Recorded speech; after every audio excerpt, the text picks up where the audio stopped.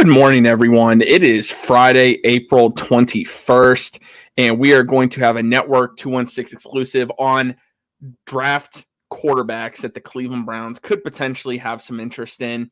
I'm your host, Tyler Johnson. You can give me a follow on Twitter at T_Johnson_TJ. Really would appreciate that. Love interacting with you guys on Twitter. But if you guys, before we get started, would just drop a like on today's video and please subscribe to the channel if you're brand new, Network 216. What does that do? When you like the video, it helps the YouTube algorithm grow and helps Network 216 grow.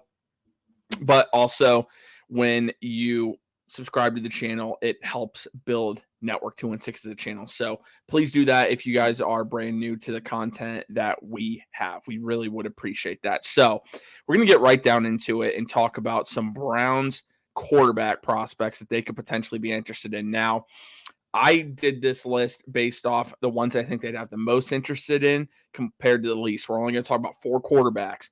First off, I'm going to start off with Jake Haener coming out of Fresno State. Now, he is interesting because Dane Brugler recently had him in his 7th round Browns mock draft, had us selecting him in the 4th round. Do not see the Browns taking the quarterback that early, but I just thought it was interesting. If you look at the big board on Jake Haener, he is ranked as the 8th best quarterback according to Pro Football Focus on their board. So just something to keep in mind. This past year, 2,800 yards, nearly 2,900 yards, 20 touchdowns, 3 interceptions, 8.3 yards per attempt. The rushing yards are not there. He is not a running quarterback by any means. He graded out very well according to the PFF metrics. His grade, 86.2 passing grade. Throwing intermediate game, 92.1. As far as against pressure, 92.7 elite grade. And his deep accuracy was a 91.3. So some solid stats there.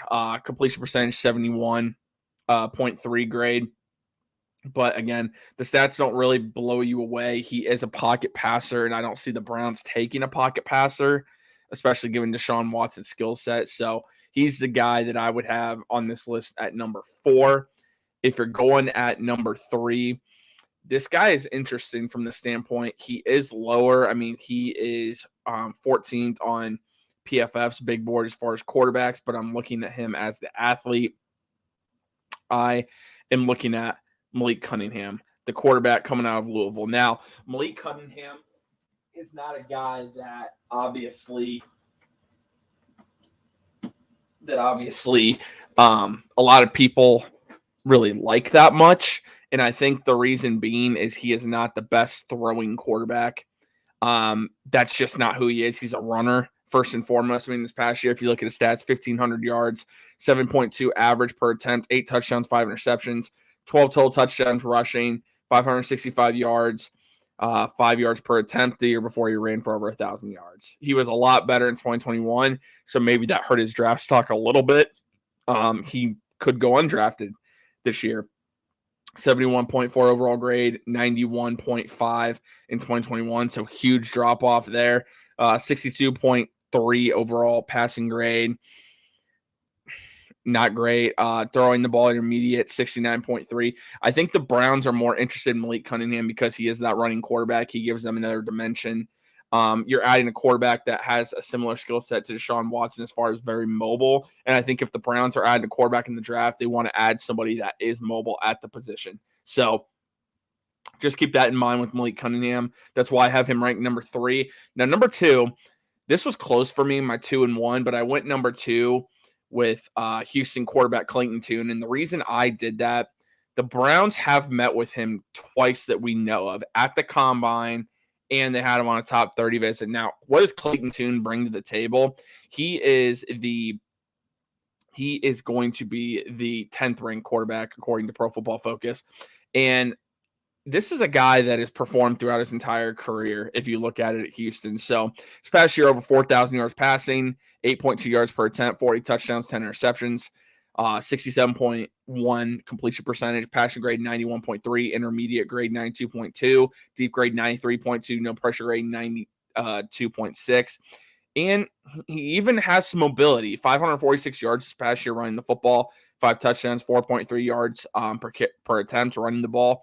Again, just a solid overall quarterback. And I think if you can get him on day 3 of the draft, I'm talking like 6th, 7th round, I think you pull the trigger there. You don't know if Kellen Mond, what his long-term future is. Josh Dobbs, he will be the backup this year, but he's making $2 million. If you can add Clayton Toon now, or any quarterback that's going to be drafted on day 3 at a much cheaper level, I think the Browns would love to do that. And Andrew Berry would love to do that. You always want to think ahead, and that would be this type of move. And finally, the guy that I love, and I have made that known that I love him as a fit for the Browns. The Browns have met with him for sure twice that we know about at the Combine, and he has been there on a top 30 visit.